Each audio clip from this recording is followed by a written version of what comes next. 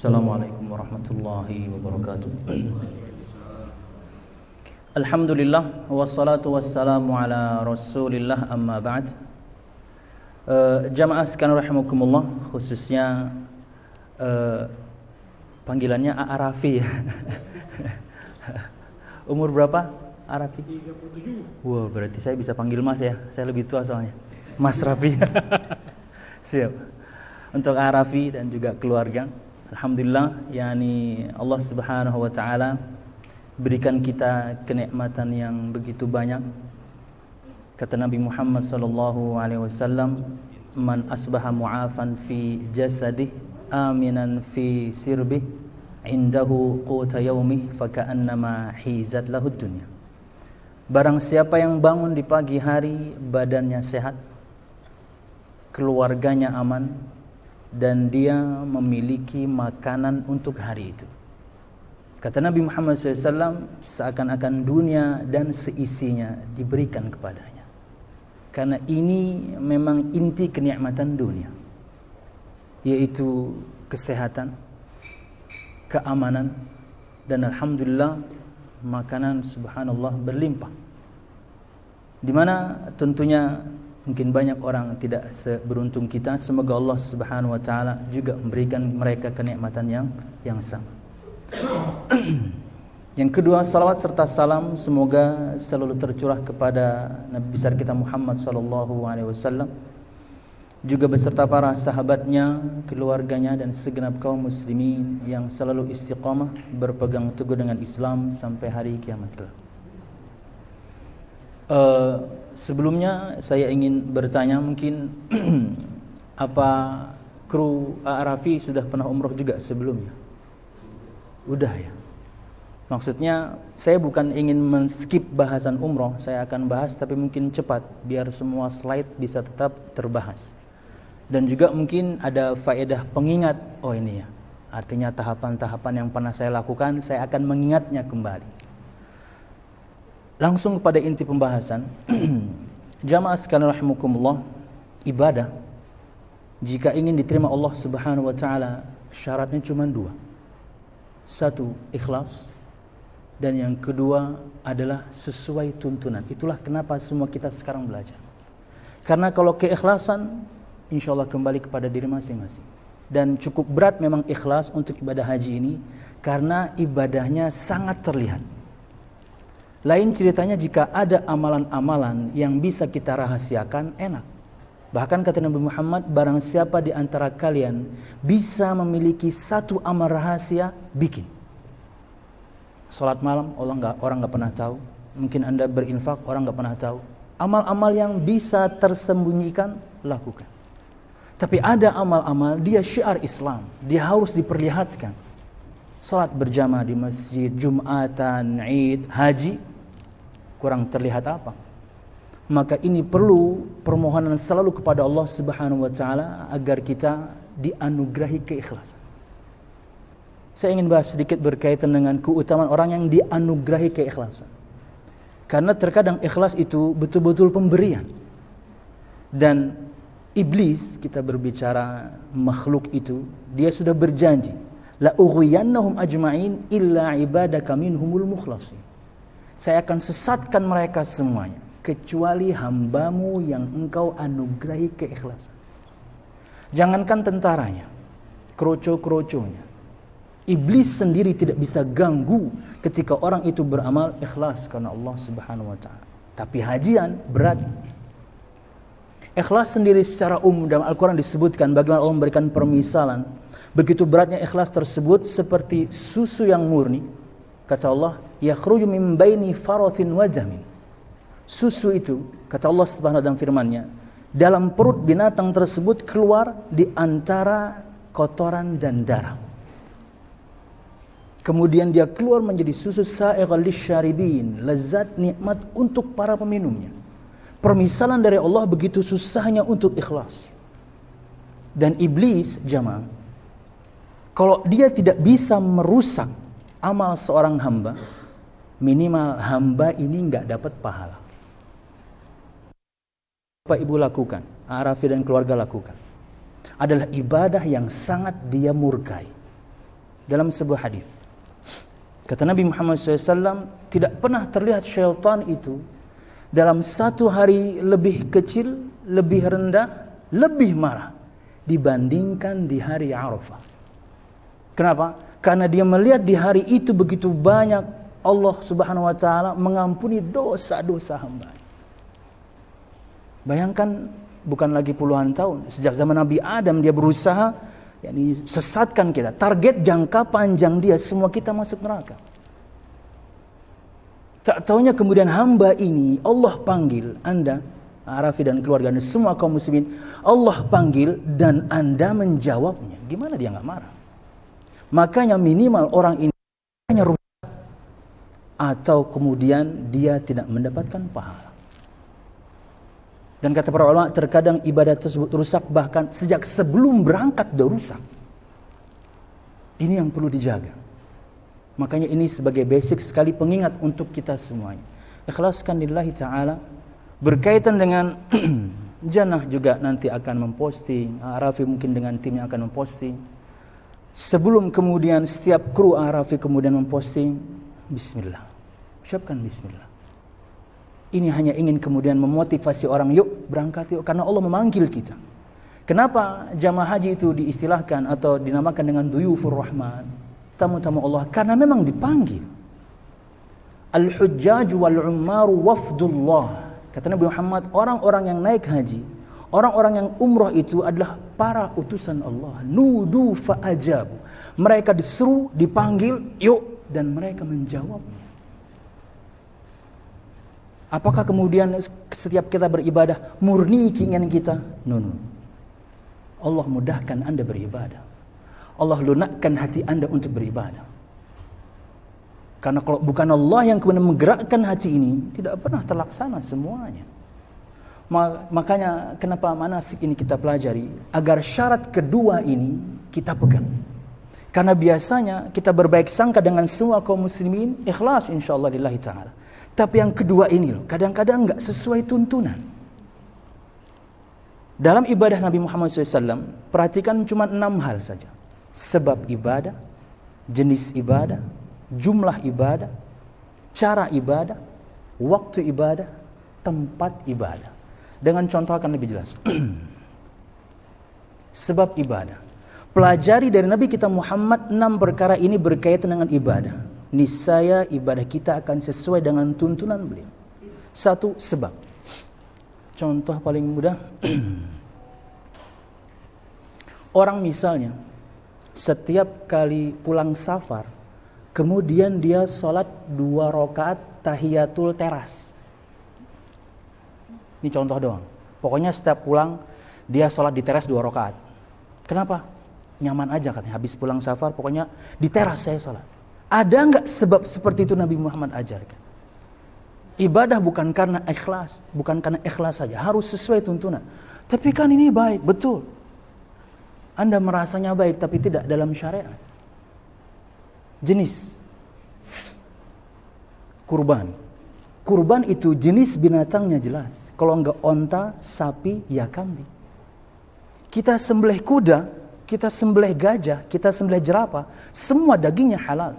Bahkan dagingnya lebih banyak, bahkan lebih bermanfaat untuk kaum muslimin ketika dibagikan, plus juga ekstrim kuliner. Siapa pernah makan daging gajah? Tapi apakah diterima? No, jenis binatangnya salah. Jumlah. Insya Allah semua Bapak Ibu, Arafi dan keluarga, ketika selesai sholat bukan kita berpikir Subhanallah 33 kali, Alhamdulillah 33 kali, Allahu Akbar 33 kali. Anda sebutkan 100 saja sebentar kok. Subhanallah, subhanallah. 100 itu sebentar. Tapi ketika kita lakukan Subhanallah 100, Alhamdulillah 100, Allah Akbar 100, apakah terima? Tidak. Kenapa? Jumlahnya salah, hitungannya salah. Tapi kan baik menurut kita. Kalau kemudian yang penting baik Allah pasti terima, Nabi Muhammad gak usah diutus. Ngapain beliau diutus untuk menerangkan kalau kemudian kita bisa berkreasi? Cara. Nah ini yang kita akan pelajari semuanya rata-rata cara beribadah Nabi Muhammad, hajinya dan umrahnya. Nanti tawaf, Tawaf itu adalah cara plus juga hitungan. Cuman 7 doang, saya 9 juga bisa, orang 10 juga bisa. Tapi kan hitungannya 7. Sa'i kan mondar mandirnya 7.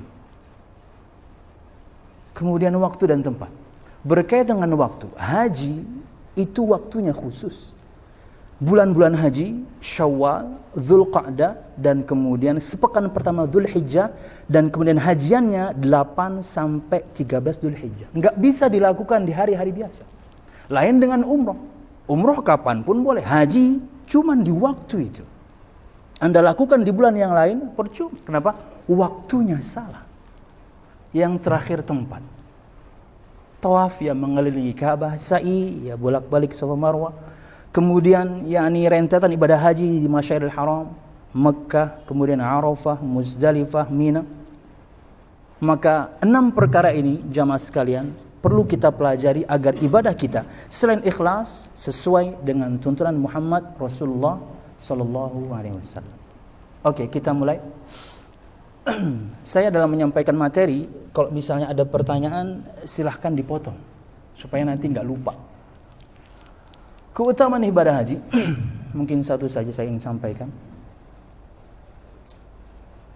Kata para ulama di antara Imam Nuqayyim, kenali fadilah sebuah amal, niscaya kalian akan bersemangat menjalankan amal tersebut. Kenali keutamaan haji. Kata Nabi Muhammad SAW, Al-hajjul mabrur laisa lahu jazaa'un illal jannah. Haji yang mabrur, haji yang diterima. Kata Nabi Muhammad, haji yang mabrur, haji yang diterima. Para ulama menyebutkan di antara ciri-ciri haji itu diterima, di antaranya adalah doa yang mustajab. Terkadang Anda belum pulang, Anda masih di tanah suci.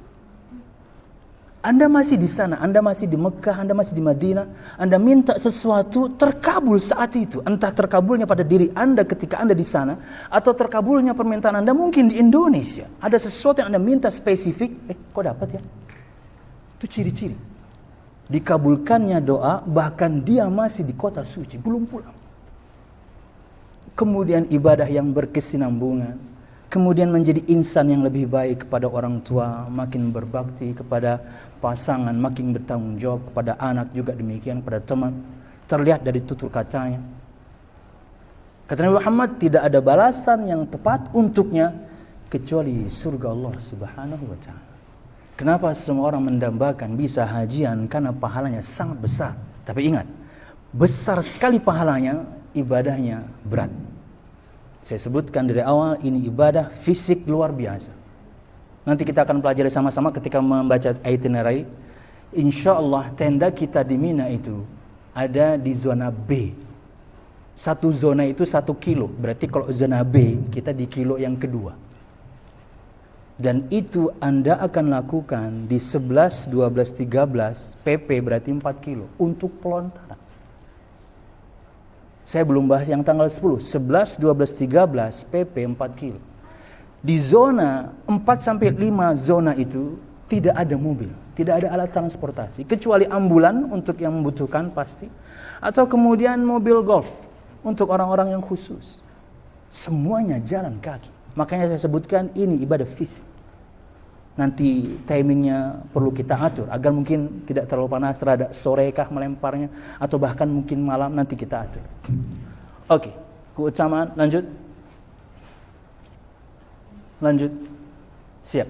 Ini yang tadi saya bahas di awal. Berniat ikhlas karena Allah dan mencontoh Rasulullah SAW. Lakukan di semua ibadah. Ini persyaratan diterimanya amal. Ikhlas karena Allah, tidak untuk yang lain. Tapi terkadang jamaah, amal itu harus diperlihatkan. Kalau Anda sudah menimbang, Anda akan memotivasi orang lain, Anda akan menginspirasi orang lain untuk beramal yang sama, perlihatkan. Tapi kalau pertimbangan itu tidak ada, nih kalau saya perlihatkan, saya mungkin riya nih, sembunyikan aja udah. Karena tadi saya sebut ke awal, bahwasanya syaitan ingin amal kita rusak, atau minimal kita tidak dapat pahala. Lanjut, keutamaan umrah. InsyaAllah tadi disebutkan semua keluarga sudah pernah umrah. Kata Nabi Muhammad SAW, wal umratu ila al umrati kaffaratun lima bainahuma ma lam tughshal kabair. Umrah ke umrah berikutnya itu akan menghapuskan dosa-dosa di antara dua waktu tersebut selama dosa besar tidak dilakukan. Karena kalau yang besar harus dengan pertobatan yang nasuha. Yang dihapuskan dengan umrah yang kecil-kecil. Yang besar harus betul-betul bertaubat kepada Allah Subhanahu wa ta'ala. Lanjut. Dalil wajibnya haji tentunya jelas, bagian dari rukun iman. Lanjut. Terus umrah juga demikian. Umrah sebenarnya jamaah sekalian rahimakumullah, hukumnya juga wajib sekali seumur hidup. Bukan sunnah, tapi dia wajib sekali seumur hidup. Dan alhamdulillah Arafi dan keluarga sudah pernah melakukannya. Ini juga syarat yang perlu dipenuhi pada setiap orang yang mau haji. Muslim jelas. Karena jika tidak muslim, tidak bisa masuk Makkah. Masuk saja tidak bisa. Lain kalau Madinah, mereka bisa masuk Madinah. Tapi Mekah mereka nggak bisa masuk. Muslim jelas, berakal tentunya jelas. Karena orang yang tidak berakal, berniat pun dia tidak bisa. Padahal ketika ihram, kita berniat. Ini sekarang mau umroh, ini sekarang mau haji, semuanya niat. Baligh jelas. Kalau kita ukur dengan umur 13 sampai 15 tahun. Apakah kemudian seorang boleh membawa anak kecil yang belum balik? Bolehlah. Tapi tentunya ketika mereka pergi, kewajiban dia tidak terangkat. Suatu saat mereka kemudian balik, kewajiban tersebut ada di pundaknya. Misal gitu, Arafi bawa anak misalnya, boleh, no problem. Tapi kewajiban haji dia nanti, kewajiban umroh dia nanti tidak terangkat. Ketika dia balik, dia harus lakukan kembali. Sekarang mungkin pengenalan. Tidak sedikit orang bawa anaknya untuk mengenalkan gini loh ibadah. Gini loh kemudian, yang harusnya kita lakukan sebagai seorang muslim. Kemudian merdeka, pembahasannya cukup jauh untuk sekarang karena bukan zaman perbudakan. Tapi nanti di akhir zaman akan ada kembali. Sinyal dari Nabi Muhammad sudah ada. Bahwasanya di antara ciri-ciri tanda hari kiamat adalah antalidal amatu rabbata. Seorang budak wanita melahirkan anak juragannya. Berarti nanti ada peperangan besar antara muslimin dan kafirin dan kembali ada perbudakan. Sinyal dari sabda Nabi Muhammad SAW. Tapi untuk sekarang jauh. Mampu, harta, kendaraan, sehat jasmani. Nah, ini paling penting jamaah. Makanya tentunya harus fit betul-betul karena ini betul-betul ibadah fisik. Kemudian adanya mahram, dan saya lihat dari jamaah Arafi dan keluarga semua ini terpenuhi, khususnya mahram. Lanjut. Rukun-rukun ibadah haji. Ini yang perlu difahami.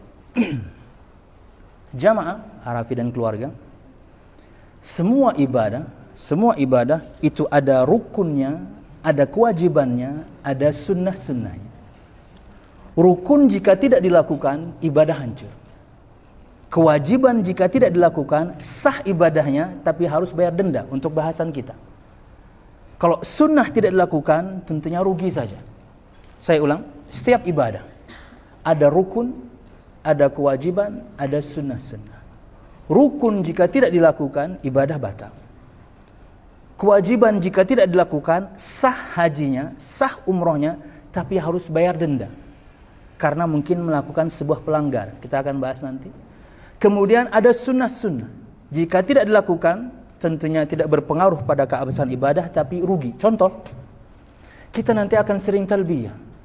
Perkataan labbaik Allahumma labbaik labbaik la syarika lak labbaik innal hamda wan ni'mata lak wal mulk la syarika lak, itu sunnah. Tapi ibadah ini tidak ada kecuali ketika umrah atau haji. Anda enggak bisa talbiyah ketika habis salat gitu. Labbaik Allahumma labbaik. Enggak ada. Dia cuman ada ketika umrah. Dia cuman ada ketika hajian. Maka rugi kalau tidak dilakukan. Ihram, saya langsung bahas saja. Rukun ibadah haji itu ada 4. Dan kewajiban haji nanti kita akan bahas ada 7. Jika rukun ini salah satunya tidak dilakukan, maka batallah ibadah haji tersebut. Dan dia harus mengulangnya di tahun-tahun berikutnya. Kemudian nanti ada kita bahas wajib haji ada 7. Jika kewajiban tersebut tidak dilakukan, sah ibadahnya, tapi dia harus bayar denda atau bayar dam, 1 ekor kambing. Ihram. Ihram itu adalah niat. niat ingin masuk ke dalam sebuah ibadah. Entah itu umroh, entah itu haji. Dan kita jamaah akan melaksanakan haji yang jenisnya tamattu'. Jamaah haji Indonesia itu rata-rata melaksanakan haji tamattu'. Haji itu cuma ada 3. Ada tamattu', ada qiran, ada ifrad. Tamattu' adalah haji yang dimulai dengan umroh dulu. Baru kemudian nanti hajian di tanggal 8 sampai 13. Dia umrohnya mungkin di Syawal, mungkin di Dzulqa'dah, mungkin di awal Dzulhijjah. Nanti baru tanggal 8 sampai 13 dia hajian. Ini tamattu'. Tapi kalau qiran itu menggabungkan umroh dan haji sekaligus. Tapi syaratnya berat. Harus membawa binatang sembelihan dari negerinya masing-masing. Ini susah. Susah. Nggak bisa kita bawa kambing ke pesawat.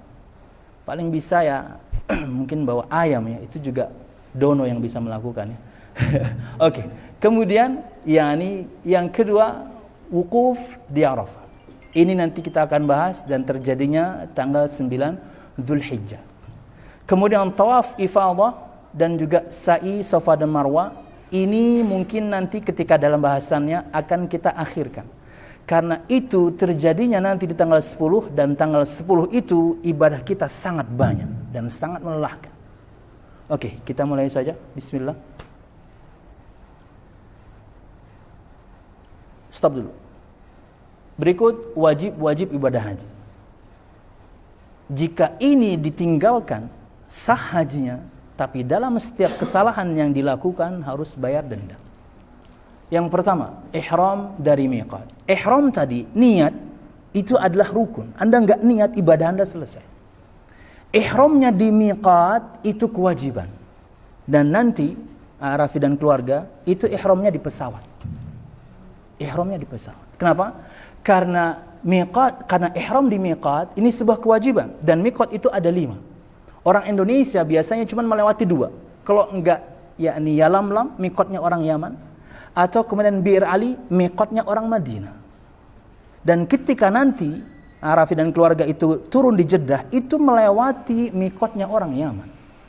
Kurang lebih setengah jam sebelum landing dan akan diingatkan. Dan ini akan cukup repot untuk kami kaum laki-laki karena kami akan memakai kain ihramnya di pesawat. Harus dilakukan karena ini adalah sebuah kewajiban. Anda tidak lakukan, sah ibadah Anda, tapi Anda harus bayar dam. Dan kalau naik pesawat dan semuanya rata-rata tujuannya ke Saudi Arabia, mesti diingatkan, maskapai apapun. Malaysia, semua akan, sebentar lagi kita akan melewati miqat. Bersiap-siaplah. Ketika pas kurang lebih melewati, mereka akan ingatkan, sekarang kita sedang sejajar dengan miqat, silahkan Anda ihram. Lalu kita kemudian mengatakan, labbaik Allahumma umratan, karena Anda akan umroh dulu. Tapi karena ini umrohnya berikutnya akan naik haji, maka ada tambahan lafaz. Labbaik Allahumma umratan, ikuti saya saja deh. Labbaik Allahumma umratan, mutamatti'an biha ilal hajj. Kan kalau misalnya Arafi dan keluarga pernah umroh cuman labbaik Allahumma umratan gitu doang kan. Tapi sekarang umrohnya sekalian nanti saya pengen hajian. Maka ya Allah, aku penuhi panggilanmu, aku ingin umroh tapi sekaligus nanti akan naik haji. Labbaik Allahumma umratan mutamatti'an biha ilal hajj. Insyaallah akan dibimbing. Akan dibimbing selalu. Atau ada yang raid bersamai Arafi lah. Ya. Saya pergi tanggal 7. Arafi pergi tanggal 8. Tapi saya akan jemput di Jeddah. Jadi raid harus berangkat, oke? Siap. Ditodong langsung di sini. Balik ke yang tadi. Kewajiban yang kedua, wukuf di Arafah hingga matahari terbenam. Wukuf itu rukun. Anda tidak wukuf, haji Anda tidak sah. Wukufnya sampai matahari tenggelam itu kewajiban. Jadi kalau misalnya ada orang wukuf tapi kemudian sebelum asar sudah cabut, melakukan kesalahan. Sah hajinya karena dia wukuf kok. Cuman nggak sempurna aja. Karena harusnya wukufnya sampai matahari tenggelam baru kita bertolak ke Muzdalifah untuk mabit di Muzdalifah. 3. Menginap atau mabit di Muzdalifah. Dan ini yang saya ingin juga terangkan. semua jamaah haji, kurang lebih nanti mungkin 4 juta orang, semuanya akan bermalam di Muzdalifah, dan semuanya akan beratapkan langit. Tidak ada tenda. Di Muzdalifah tidak ada tenda. Ya paling karpet, kalau enggak ya kemudian di sejadah masing-masing. Semua orang dengan semua paket haji sama. Semua kita beratapkan langit di Muzdalifah. Nah, menginap di Muzdalifah sampai pada malam kurban hingga tengah malam. Kenapa hingga tengah malam? Sebagian orang, khususnya mungkin yang punya penyakit tertentu, ketika dia tidak bisa lama-lama di Muzdalifah, setelah tengah malam dia sudah bertolak ke Mina. Tadi kita ngobrol bersama Raid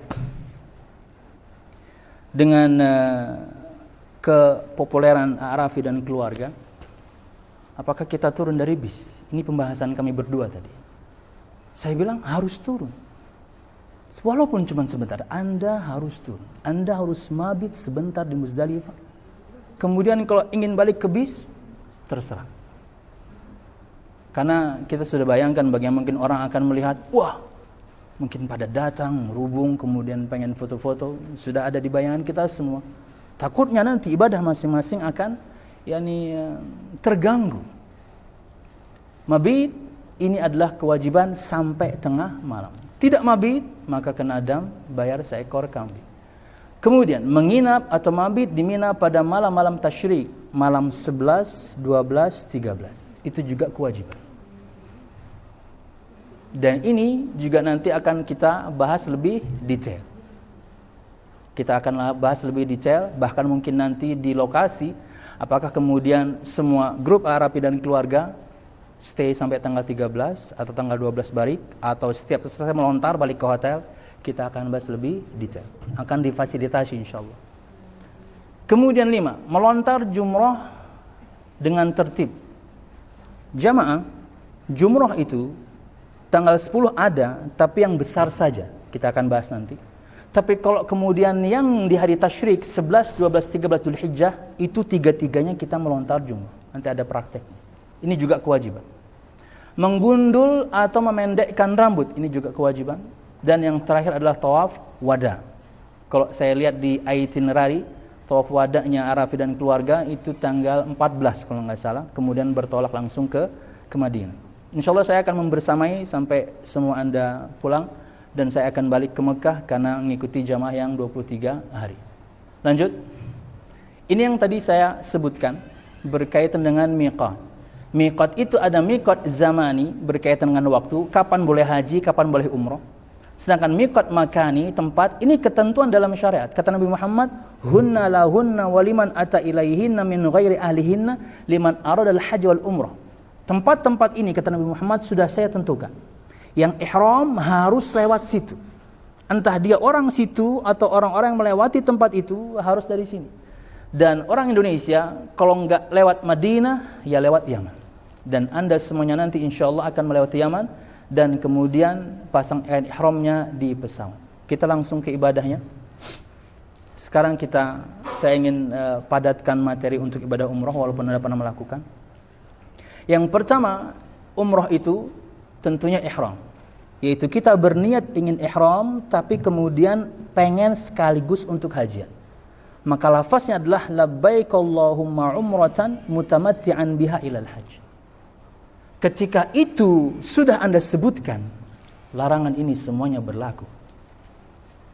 Tidak boleh Anda melakukan, karena jika terjadi maka sebuah pelanggaran dan tentunya harus bayar dam kembali. Ihram itu sama seperti takbiratul ihram ketika kita salat.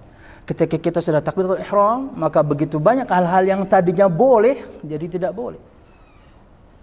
Mencukur rambut, mengundul rambut, dan selanjutnya memotong kuku, menutup kepala bagi laki-laki, ini sangat mungkin terjadi ketika kita mabit di Muzdalifah. Sangat mungkin ini terjadi karena mungkin hawa sangat panaskah atau mungkin dingin, tapi kayaknya panas ya. Kemudian seorang menggunakan kain ihramnya, nggak boleh. Harus diingatkan, laki-laki dilarang menutup kepalanya. Memakai pakaian berjahit, semua kita cuma pakai 2 kain nanti laki-laki. Kemudian menggunakan wewangian, lakukan sebelum ihram, boleh. Kemudian membunuh atau berburu dan mencabut tanaman liar. Ini kalau sudah labbaik Allahumma umratan mutamatti'an ilal hajj, semua larangan ini berlaku. Maka tidak boleh kemudian kita melanggar. Ketika ada seorang melanggarnya tapi mungkin karena lupa, yang lain harus mengingatkan. Bukan kemudian mendiamkan, biarin, biar nanti kena dam. Jangan. Nggak boleh. Harus diingatkan. Lanjut, ini ihram. Kemudian, masih larangan ihram, mengambil temuan. Semuanya tentunya nanti ada di buku yang akan dibagikan. Saya ingin rekap lebih cepat. Ihram. Lanjut. Nah, ini yang diperbolehkan ya. Pakai arloji, headphone, pakai sendal. Sendal juga tentunya jangan sampai menutupi mata kaki ya. Kacamata, cincin, sabuk. Kalau perempuan, pakaian ihramnya tidak ada batasan yang khusus. Pakai pakaian yang biasa Anda pakai, kecuali jangan bercadar, jangan menggunakan sarung tangan. Itu saja. Sisanya pakai pakaian seperti biasa. Warna juga tidak ada yang khusus. Silakan Mbak Nagita, ada pertanyaan? Nggak harus putih. Nggak harus putih. Warnanya bebas. Putih boleh, hitam boleh, terserah. Kipas, pakai kipas boleh? Boleh. Iya. Ayo. Payung ada. Kami kaum laki-laki pakai payung boleh. Tadi yang nggak boleh itu yang langsung nempel. Yang langsung, iya kayak topi nggak boleh. Yang langsung nempel. Payung dari jana ada nggak? Ada ya, iya harus lengkap. Ustaz, kalau misalnya berarti kalau misalnya kita, ini masih kan kalau yang panjang kan haji. Haji. Kalau akhirnya kita semprotin dulu ke semua baju-baju yang mau dibuat ganti. Sebelum ihram ya. Sebelum, tapi kita semprotin dulu. Mungkin wanginya deterjen cukup. Wangi, kita main aman. Mbak Nagita bertanya saja mungkin ada keraguan kan? Tinggalin aja. Wanginya deterjen cukup karena dia akan hilang dengan berjalannya waktu. Yang lain kita di ihram dulu, kita boleh. Sebelum ihram. Ketika ihram yang lain. Tapi kalau misalnya sesuatu itu ada bau wanginya tapi dia tidak ditujukan untuk parfum, no problem. Seperti minyak kayu putih misalnya, ada baunya dong, tapi dia bukan parfum. Iya, betul. Kalau makan permen mint, Nggak apa-apa. Boleh. Nggak apa-apa lah. di mulutnya itu. Kan biar nggak bau mulut itu. Di badan. Oh, Iya. di mulut. Nah ini yang asik nih. Mulai. Mas Firyo. Kita di ihram dulu. Berarti kalau misalnya kan kalau saya itu kan ada yang bilang katanya gosok gigi harus pakai siwak. Kalau gosok gigi mungkin lebih aman tidak pakai yang apa istilahnya berbau iya. Mentol. Iya. Tapi itu kan juga sama kayak permen nggak Pak? Nah sekarang berarti ketika Mbaknya kita ada keraguan ditinggalkan akan lebih baik. Karena dosa itu kata Muhammad mahaka fi nafsika. Dosa itu yang sesuatu yang membuat hatimu gundah. Mbak Nagita bertanya itu gimana ya? Tinggalin aja. Akan lebih aman. Tapi basicnya boleh. Karena dia bukan parfum. Dia permen tapi ada bau wanginya. Siap. Yang lain? Mas Rafi? Satu sebelumnya. Larangan ihram. Yang di atasnya. Siap. Nah, setelah kita ngambil niat di pesawat itu kan, setelah itu kita langsung umroh. Dari jarak umroh ke haji itu kan masih agak lumayan waktunya. Kerangkaian haji. 4 hari kayaknya. Berlaku? Oh enggak. Belum.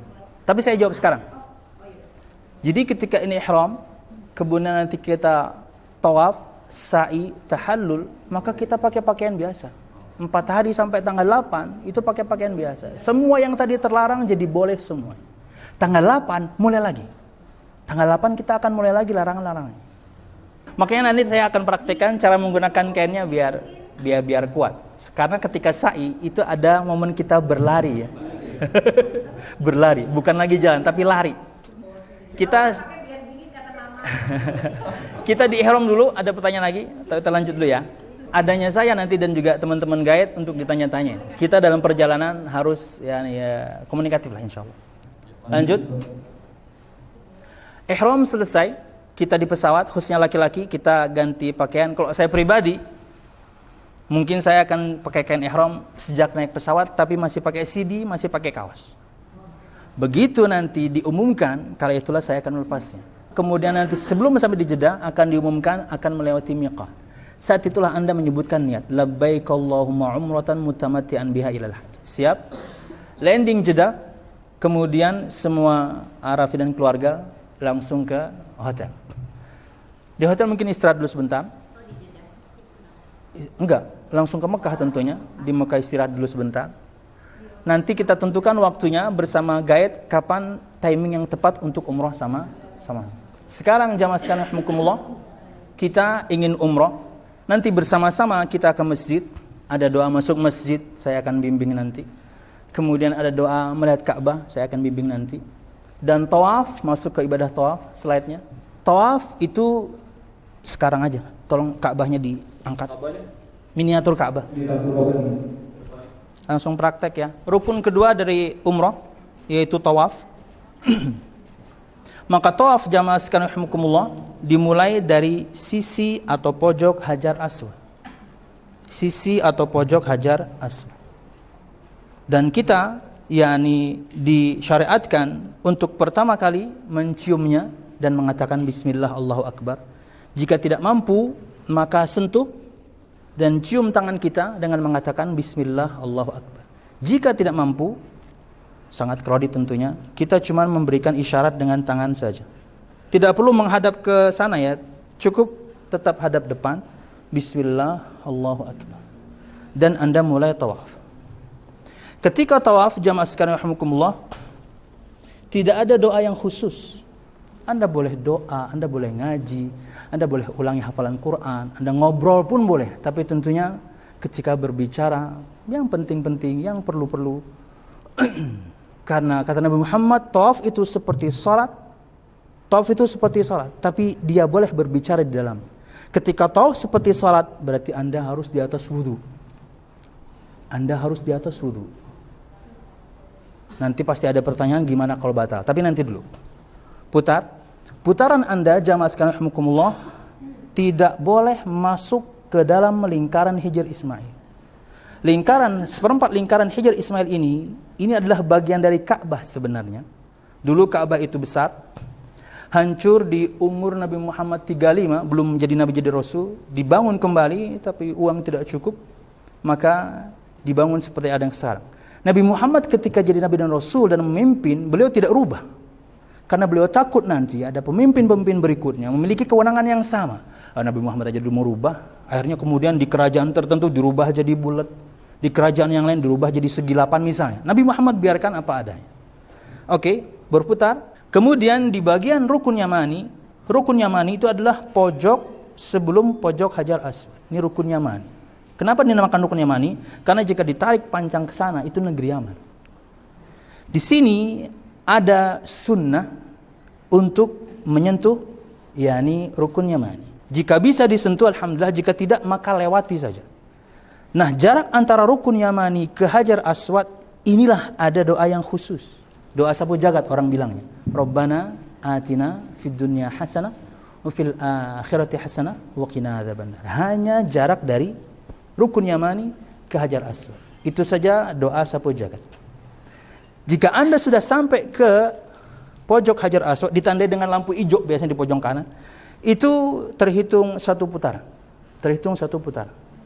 Nanti kalau misalnya kita menggunakan radio, misalnya pakai radio, dan kemudian saya sudah mengatakan Bismillah Allahu Akbar, maka Arafi dan keluarga jangan langsung Bismillah Allahu Akbar, karena bisa jadi Anda belum sejajar. Bisa jadi Anda masih di belakang jauh. Sampai sejajar dulu, Bismillah Allahu Akbar. Satu putaran. Lanjut terus seperti itu. Tidak ada doa khusus. Tapi kalau misalnya Anda ingin doa pertama untuk diri sendiri boleh. Kedua untuk orang tua atau orang tua duluan. Kedua untuk diri sendiri. Tiga untuk pasangan. Empat untuk anak. Terserah. Ini momen paling tepat. Di tempat yang paling tepat. Panjatkan kepada Allah Subhanahu wa ta'ala apapun yang Anda inginkan sekarang. Tinggalkan sebentar urusan dunia. Apapun itu. Sebentar aja. Karena kalau kita tawaf dan kita di pelataran Ka'bah, paling setengah jam selesai. Walaupun mungkin kita melimpir sampai rada jauh gitu ya, setengah jam paling selesai. Tinggalkan sebentar. Mungkin handphone mungkin nggak dimatiin, tapi mungkin ada getar lah, di silent lah. Tapi kalau ada getar juga mungkin nanti, waduh, ini tanah yang mau dijual, ini yang mau di tanah nih. Entar aja, tinggalin sebentar, sebentar aja tinggalin. Nanti habis selesai baru telepon balik. Oke. Terus begitu sampai ke rukun yamani, kembali bisa menyentuh, alhamdulillah. Jika tidak, lewati saja. Dan kemudian dari rukun yamani ke Hajar Aswad, doa sapu jagat. Begitu selanjutnya sebanyak 7 putaran. Inilah rukun yang kedua dari ibadah umroh. Silahkan pertanyaan di tawaf. Bagaimana kalau batal? Alhamdulillah sekarang itu jamaah, di pelataran itu, tapi rada keluar sedikit, disediakan tempat wudhu sekarang. Untuk perempuan khusus ada, untuk laki-laki ada. Nggak harus lagi keluar, nggak ada. Wanita haid, siap. Kalau misalnya keluarga Arafi, khususnya perempuan, kemudian haid, maka dia tinggalkan semuanya terlebih dahulu, karena dia nggak boleh masuk. Dia nggak boleh masuk. Jadi umrohnya itu dia tinggalkan dulu sampai kemudian nanti bersih. Gimana kalau sudah mau tanggal 8 masih keluar? Besok, ini tanggal 7 nih, masih haid. Besok kan tanggal 8 sudah mulai hajian. Belum selesai juga. Maka Anda lakukan dengan keadaan apa adanya. Itulah yang namanya bahasan darurat. Gak bisa lagi, besok sudah tanggal 8, besok sudah masuk ibadah haji. Saya umroh belum selesai. Maka lakukanlah, dan itulah bahasan darurat. Tapi dia harus nunggu dulu. Tapi selama penantian itu jamaah, Anda di atas ihram. Gak boleh yang macam-macam tadi. Karena Anda belum selesai ibadah umroh. Semua yang tadi terlarang, sampai tanggal 7 Anda haid, semua itu berlaku. Jadi harus sabar. Iya. Harus apa? Harus ke mikot. Enggak. Cuma nunggu aja, nunggu dia bersih, baru kemudian dia menyelesaikan umrohnya. Makanya tadi saya bahas, sampai tanggal 7 Dzulhijjah pun belum bersih, padahal tanggal 8 sudah mau hajian. Maka dia lakukan tanggal 7 semua rangkaian ibadah umroh karena sudah terpaksa. Gak ada lagi hari. Dan kemudian yakni umroh dulu, tawaf dulu. Masih ada pertanyaan di tawaf? Cukup. Jika tawaf sudah selesai, ada sunnah salat 2 rakaat di belakang maqam Ibrahim. Maqam Ibrahim itu adalah tempat Nabi Ibrahim dulu berdiri membangun Ka'bah. Maqam itu tempat berdiri, bukan makam kuburan, bukan. Maqam itu tempat berdiri. Kok jaraknya jauh? Iya, karena Ka'bah dulu sebenarnya gede. Itu aja harusnya di dalam kok. Hajar Ismail, kamarnya Nabi Ismail kok seharusnya. Gede seharusnya. Kalau sekarang itu kan 9 kali 10 kali 11 kali 12 yang ada itu. Perseginya itu. Harusnya lebih besar. Ada syariat salat 2 rakaat di belakang maqam Ibrahim. Apakah kemudian kita salat tepat di belakang situ? Tentu akan susah. Biasanya kita melimpir sedikit ke pojok yang lebih jauh. Nah, ketika tadi tawaf, kami kaum laki-laki melakukan ittiba. Gambar ittiba. Ketika tawaf laki-laki, kain ihramnya harus seperti ini. Ini ketika tawaf saja ya. Ini ketika tawaf saja. Mau tawaf, kita buka pundak kanan kita dengan meletakkan ujung yakni kain ihram sebelah kanan di bawah ketiak kanan, kemudian ujungnya ditelok pundak kiri. Ini ketika tawaf saja. Namanya ittiba. Oke. Begitu selesai tawaf tadi dan kita pengen sholat, ini harus dikembalikan ke asal. Gambar yang tertutup harus dikembalikan ke asal. Kain ihram. Jadi kalau selesai tawaf atau di semua momen kita ihram itu posisinya seperti itu. Tertutup semua pundak. Ini di semua momen. Kecuali pas mau tawaf saja Anda membuka pundak kanan Anda seperti ini. Kami, kaum laki-laki. Begitu tadi tawaf selesai, kemudian ingin salat 2 rakaat di belakang maqam Ibrahim, maka kembalikan ke asalnya. Dan salatnya 2 rakaat. Pertama Al-Fatihah, kemudian surah Al-Kafirun. Yang kedua Al-Fatihah, kemudian surah Al-Ikhlas. Kemudian silahkan berdoa. Kemudian mungkin minum air Zam-Zam. Dan kemudian nanti ada doa saya ajarkan ketika minum air Zam-Zam. Dan disebutkan kalau bisa sampai bersendawa ya, sampai terakhir tawaf, sekarang katakanlah putaran 6 ya. Sekarang dapat putaran 6. Berarti 7-nya itu yang terakhir dan tidak perlu memberikan isyarat kembali. Ini yang ke-7 nih. Langsung bablas. Tidak kemudian memberikan isyarat kembali ke Hajar Aswad. Baru kemudian kita salat di belakang makam Ibrahim. Dengan demikian, rukun yang kedua dari umrah yaitu tawaf selesai. Arafi dan keluarga bayangkan, ini adalah pojok Hajar Aswad, maka Bukit Sofa itu arahnya menyamping ke sana. Maka kita selesai salat tadi mengarah ke Sofa dengan membaca potongan firman Allah Subhanahu wa taala, "Innas Safa wal Marwata min sya'airillah." Saya akan pandu. Begitu sampai Sofa, karena kita membelakangi Ka'bah, kita berbalik menghadap Ka'bah, membaca zikir berikut ini. Zikir yang ini jamaah dibaca sebanyak 3 kali dan di sela-selanya kita baca doa.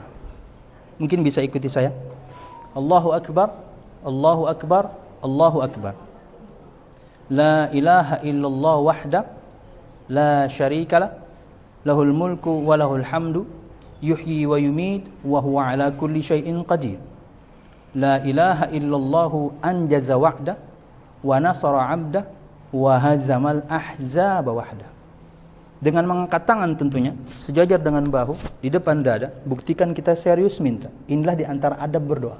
Sejajar dengan bahu di depan dada. Terkadang kata seorang sahabat, Nabi Muhammad terkadang telapak tangannya itu menghadap ke langit, terkadang menghadap ke wajah. Inilah adab berdoa, bukti kita serius minta.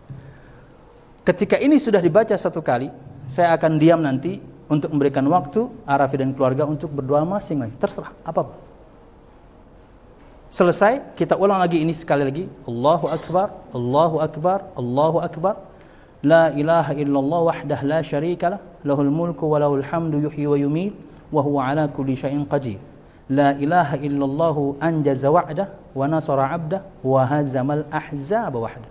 Saya akan diam kembali, Anda silahkan berdoa apapun yang Anda inginkan. Dan kemudian yang ketiga, begitu yang ketiga selesai, maka kita turun ke Bukit Marwah.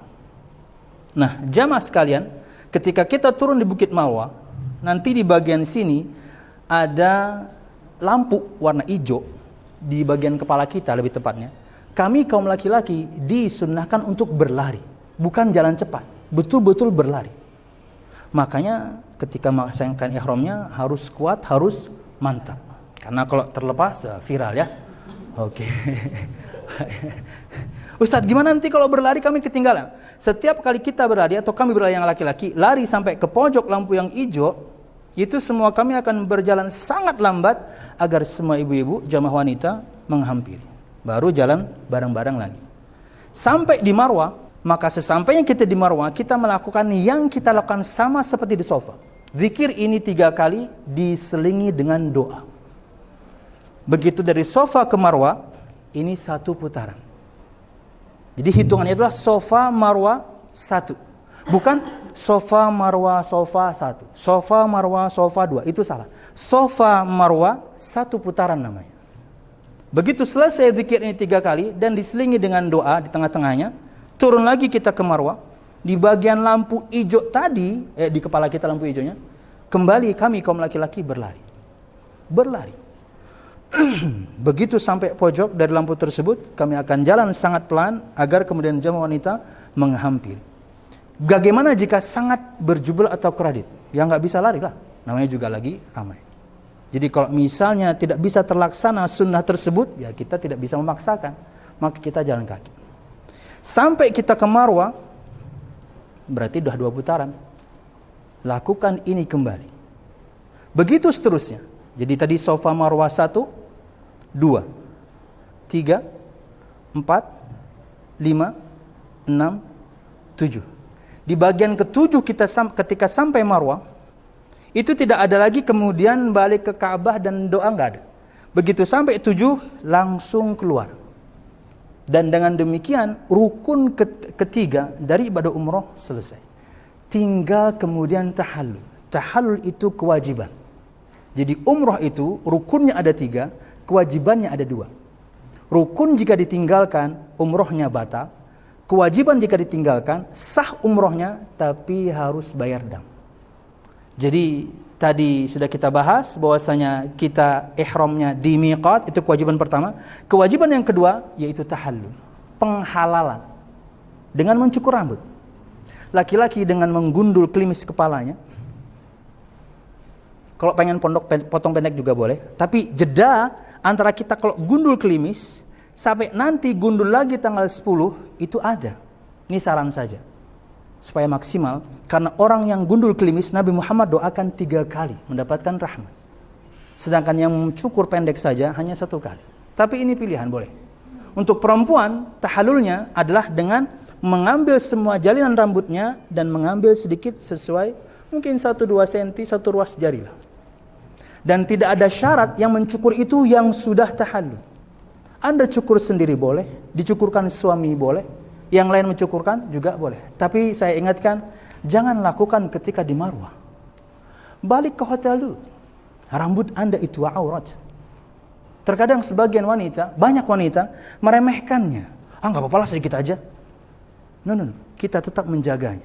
Apalagi yakni dengan kemasyhuran dan kepopuleran yang Anda miliki, sangat tidak aman Anda kemudian melakukannya di Marwah.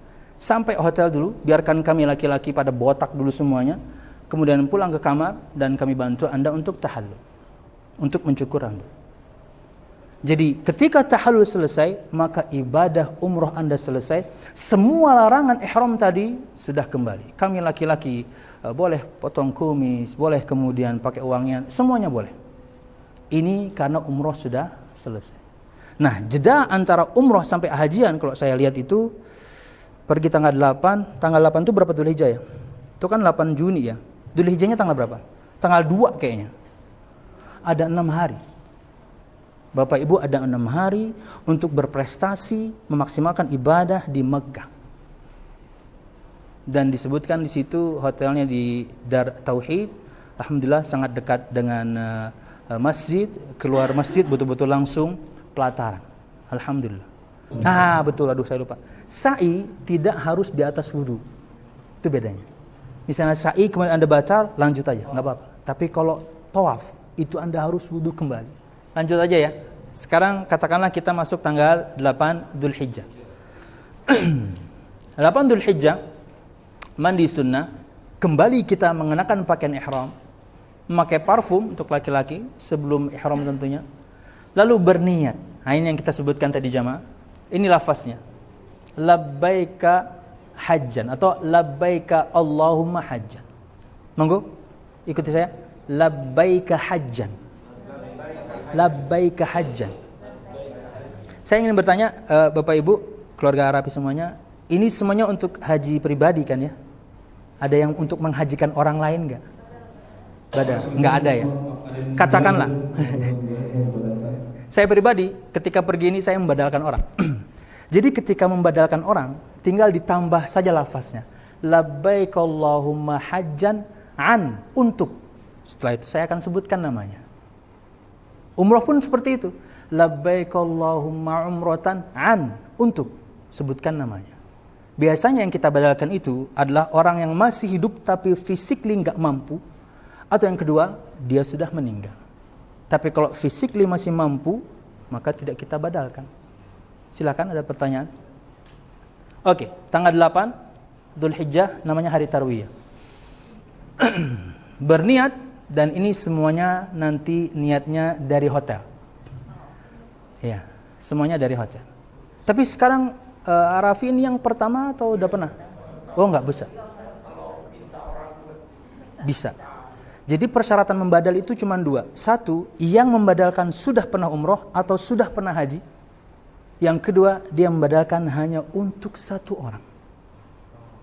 Ini ada mafianya. Ya, betul. Dulu kami ketika saya mahasiswa, kita di antara yang memerangi ini sebenarnya. Jadi dia ambil banyak orang, nama 10 orang, dia sebutin semuanya. Labbaik Allahumma hajjan, enggak bisa. Diborong, iya.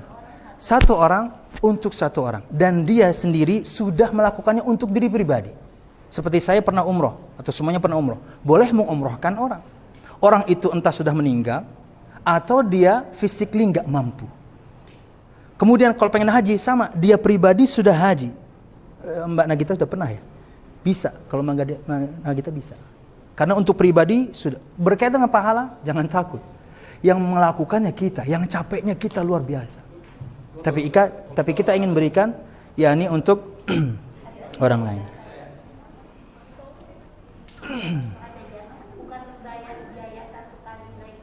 Enggak. Gampang. Bersama kita nanti saya akan ditemani 5 guide. Di antara mereka Anda bisa pilih untuk membantu menghajikan seorang, asal mereka memenuhi persyaratan ya. Takutnya mereka juga ini yang perdana, maka nggak bisa.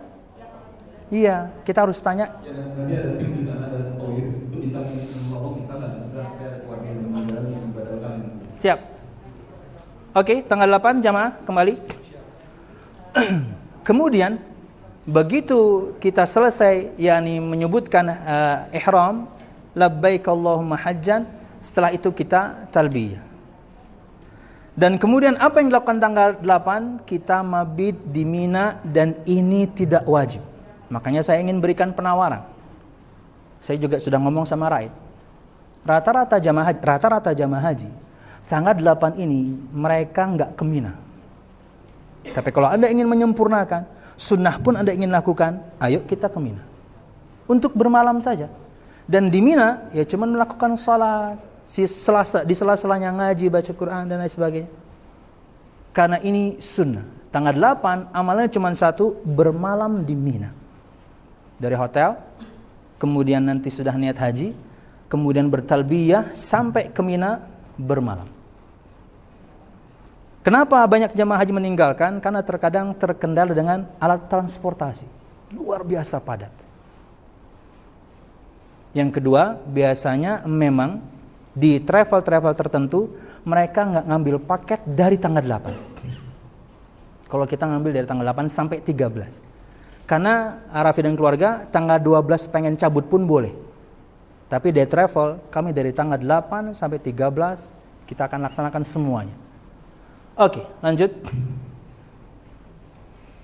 Inilah amalan tanggal 8 kalau memang kita lakukan nanti.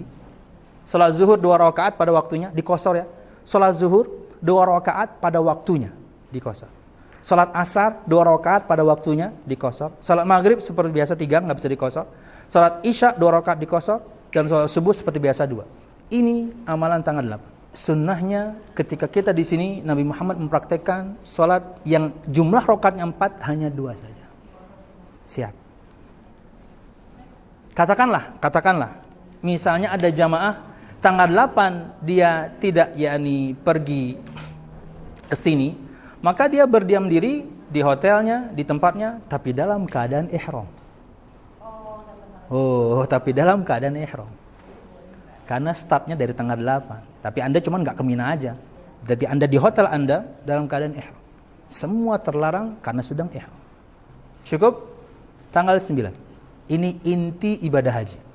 Kata Nabi Muhammad SAW, Al-Hajju Arafah. Haji itu intinya adalah wukuf di Arafah. Apa itu wukuf? Berdiam diri di padang Arafah. Dari sejak tergelincirnya matahari siang sampai tenggelamnya matahari. Dan zikir yang paling utama yang dibaca kala itu adalah La ilaha illallah wahdah la syarika lah. Lahul mulku wa lahul hamdu yuhyi wa yumit wa huwa ala kulli syai'in qadir. Sisanya bebas. Anda mau doa, mau zikir, baca Quran, terserah. Dan disebutkan Nabi Muhammad ketika di padang Arafah, sejak tergelincirnya matahari habis zuhur, beliau berdoa mengangkat tangannya tinggi sampai kata para sahabat terlihat putihnya ketiak beliau sampai menjelang maghrib. Orang yang sudah diampuni dosanya seperti itu doanya. Mungkin sebagian jamaah Arafi keluarga juga misalnya pernah umroh di bulan Ramadan, itu ketika doa kan panjang tuh, bisa 15 menit, bisa 20 menit waktu kunut itu. Wih, pegel. 15 menit seperti ini, pegel. Kadang-kadang kita turunin sebentar, naik lagi. Nabi Muhammad SAW, subhanallah, dari sejak tergelincirnya matahari sampai terbenam, beliau mengangkat tangannya luar biasa tinggi. Artinya ketika ketiak terlihat tinggi dong, berarti nggak mungkin segini doang. Sallallahu alaihi wasallam. Dan yang paling tepat untuk dibaca zikirnya adalah ini. Dan ingat jamaah, tidak ada, kata Nabi Muhammad, tidak ada doa terbaik dibandingkan doa di hari Arafah. Dia doa mustajab. Ini momen. Ustaz pengen istirahat, bolehlah. Tiduran, santai dulu. Kita punya waktu 6 jam. Kita bukan Nabi Muhammad, pastinya jauh. Pengen istirahat dulu, terbahan, mungkin tidur pendek lah, jangan panjang-panjang ya, bangun-bangun udah maghrib ya jangan juga ya. Sebentar lah, nanti bangunin lagi. Atau saling membangun. Dulu saya ketika kuliah, ketika hajian kita gantian. Anak tidur dulu ya, tidur. Nanti sejam kemudian yang tadi bangunin, kemudian dia tidur. Selalu gantian. Capek, luar biasa. Habis, kosakata kita tuh habis. Minta apa lagi ya? Yang kayak kemarin deh ya Allah ya. Dijamak ya. Oke. Ini tanggal 9. Jadi ketika nanti sampai di naik. Dari Mina kita akan ke Arafah. Dari sejak matahari terbit kita akan ke Arafah. Biasanya sampai Arafah itu menjelang zuhur. Kemudian nanti wukuf di Arafah dari setelah zuhur sampai tenggelam matahari. Dan itu kewajiban, Anda nggak boleh tinggalkan, itu kewajiban. Makanya kenapa kemacetan selalu ada dari Arafah ke Muzdalifah? Karena semua orang nunggu matahari tenggelam. Semua orang, 4 juta orang nunggu matahari tenggelam. Untuk kemudian sama-sama bertolak ke Muzdalifah. Mau bagaimana? Ini sebuah kewajiban. Lain ceritanya kalau ya mungkin orang-orang mungkin sudah sangat tua gitu ya, sudah nggak mampu lagi, lainlah itu ceritanya. Kalau kita masih mampu, maka kita menunggu matahari tenggelam baru kita bertolak ke Muzdalifah. Sampai Muzdalifah, ini yang tadi saya sebutkan. Sampai Muzdalifah dan bermalam di Muzdalifah ini sebuah kewajiban. Jika tidak dilakukan, denda. Menginap di Muzdalifah wajib hukumnya melaksanakan salat maghrib dan isya jamak qashar. Jamak qasharnya takhir. Karena habis maghrib itu, matahari tenggelam maghrib, kita semuanya bertolak, nggak ada yang salat di situ.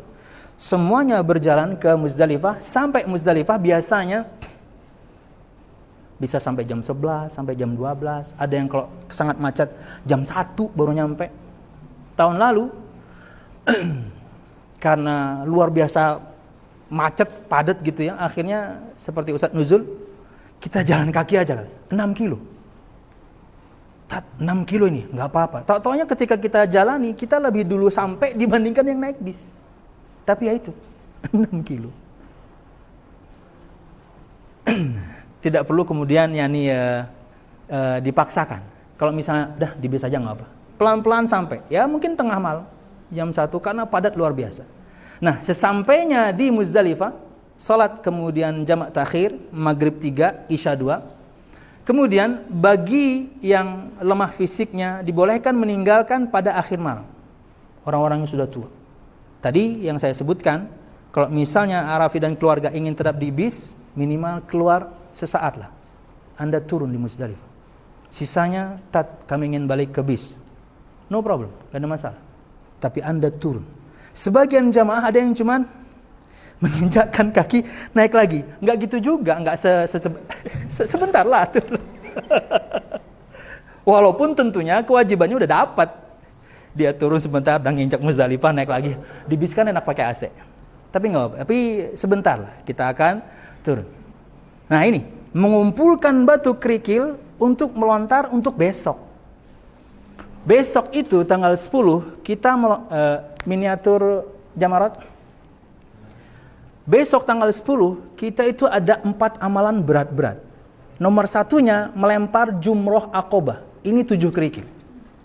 Tapi nanti tanggal 11, 12, 13 itu yang kita lempar 3-3-nya. Ada yang kecil, ada yang sedang, ada yang tengah, masing-masing 7 kerikil. Bagi kalau kita kali untuk tanggal 10 7, untuk tanggal 11 21, untuk tanggal 12 21, untuk tanggal 13 21. Nah, sebanyak itulah kita kumpulkan kerikil di Muzdalifah.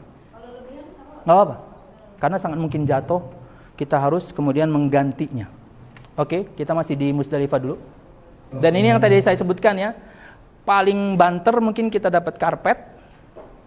Kalau skenario terburuk ya pakai sejadah masing-masing karena semua orang.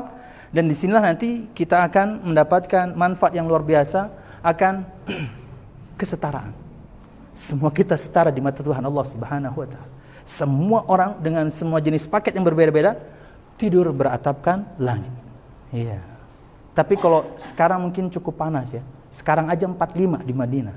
Nanti waktu hajian bisa sampai 50 di sini. Iya, bisa. Iya, malam pun kalau malam hawanya Mbak luar biasa. Menghembusnya itu nyesnya luar biasa. Tapi berdiam sebentar, nanti kemudian naik bis. Oke, masuk tanggal 10. Sekarang 10 Dzulhijjah, Idul Adha. Tapi tentunya kita tidak salat Id. Berangkat menuju Mina ketika matahari sangat menguning dan sebelum terbit. Arafi dan keluarga, kalau kita bisa bayangkan, Ka'bah itu tentunya Mekah. Arafah tujuan kita paling jauh tadi, tanggal 9. Itu dari Mekah ke Arafah itu 21 kilo. Siap? Dari Arafah ke Muzdalifah tadi 6 kilo. Berarti sisanya adalah 15 kilo. Nah, Aqabah itu adalah tempat yang kita melontar yang paling dekat dengan Mekah. Tanggal 10 itu jamaah, yang kita lontar cuman yang Aqabah aja, yang paling gede. Dan tempat pelontaran ini jamaah ada 4 lantai. Tapi kita tidak bisa tentukan lantai di mana kita ingin melempar, karena akan diatur sama mereka. Jam berapa kita datang, di mana kemudian yang lowong, misalnya kita memang dipersilahkan lantai dasar, berarti agak lowong.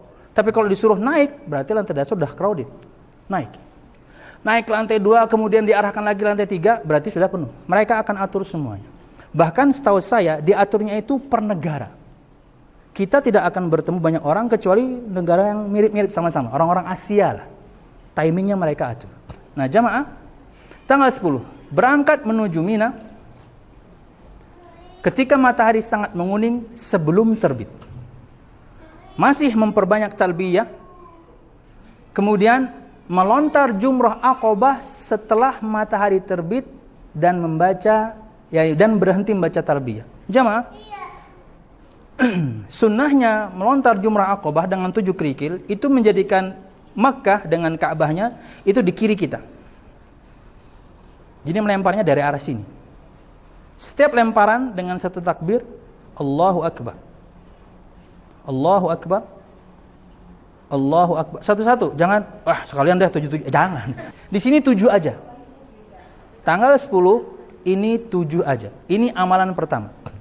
Amalan kedua, al-hadyu, menyembelih. Sembelihan tamattu. Apakah Bapak Ibu lakukan? Kita wakilkan. Itu kita wakilkan. Sebelum saya terlupa, begitu selesai melompat, semua kita, laki-laki perempuan, kita tahallul pertama. Semua kita gundul lagi. Nah, ketika tahallul pertama, semua yang tadi diharamkan jadi boleh semua kecuali hubungan suami istri. Saya ulang. Ketika melempar jumrah selesai, kemudian kita tahallul pertama dengan menggundul rambut atau mencukur pendek, ibu-ibu juga motong pendek. Maka tahallul pertama ini menghalalkan semua yang tadi diharamkan ketika ihram, kecuali hubungan suami istri. Siap. Jadi amal pertama melempar jumrah Aqabah, al-hadyu, sembelihan sudah kita wakilkan. Amalan berikutnya harusnya tawaf dan sa'i. Kita harus ke Mekah. Harusnya.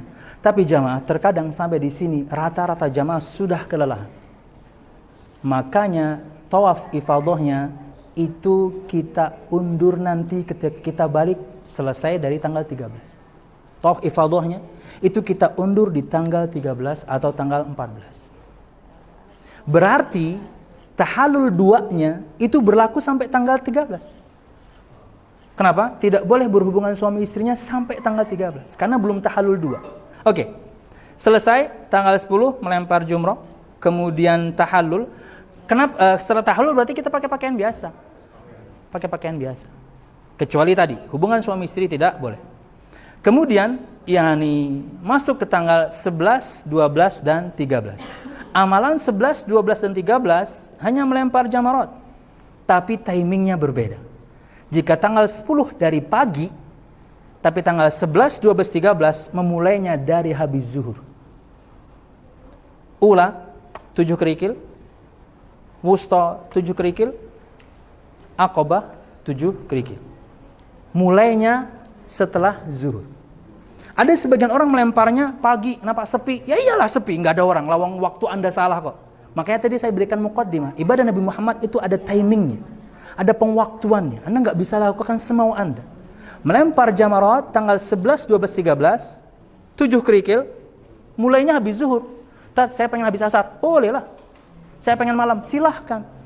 Mulainya habis zuhur. Kalau misalnya ibu, ada orang melempar tanggal 12 tapi pagi. Ketika kita tanya, Bu, kenapa melemparnya pagi? Ini lemparan tanggal 11. Itu boleh. Saya kemarin belum melempar.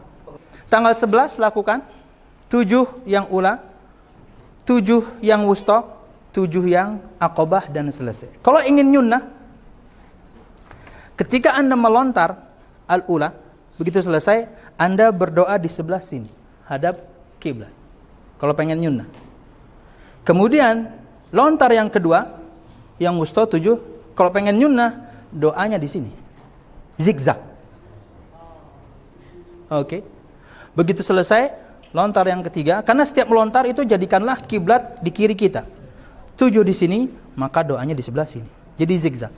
1, 2, 3. Tidak pun tidak mengapa. Tidak pun tidak mengapa. Biasanya yang awal itu kita, yang habis zuhur sampai menjelang maghrib, itu kita yang dari Asia ini yang dikasih.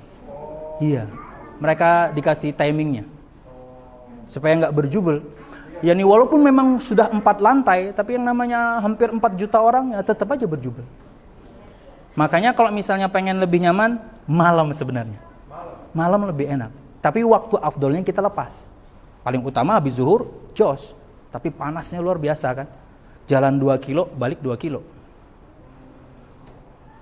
Nanti kita atur. Ini diobrolkan. Gimana nih, mau kapan? Ini dibicarakan enak. Jangan otoriter juga. Tat, malam aja deh. Voting malam, nggak ada masalah. Karena amalan hari itu 11, 12, 13 hanya melempar ini. Oke, 11 katakanlah selesai. Hari 12 katakanlah selesai. Kalau misalnya Arafi dan keluarga pengen buru-buru, maka sebelum matahari tenggelam tanggal 12 sudah harus keluar Mina. Ya, sudah harus keluar Mina. Yang tadi saya sebutkan di awal, kami dari travel dari tanggal 8 sampai tanggal 13 kami akan laksanakan semuanya. Tapi ketika jamaah kemudian Arafi dan keluarga pengen buru-buru keluar dari Mekah, pengen balik ke Mekah, maka dipersilahkan. Tapi kalau misalnya terlambat, belum keluar Mina, matahari tenggelam, Anda harus selesaikan tanggal 13.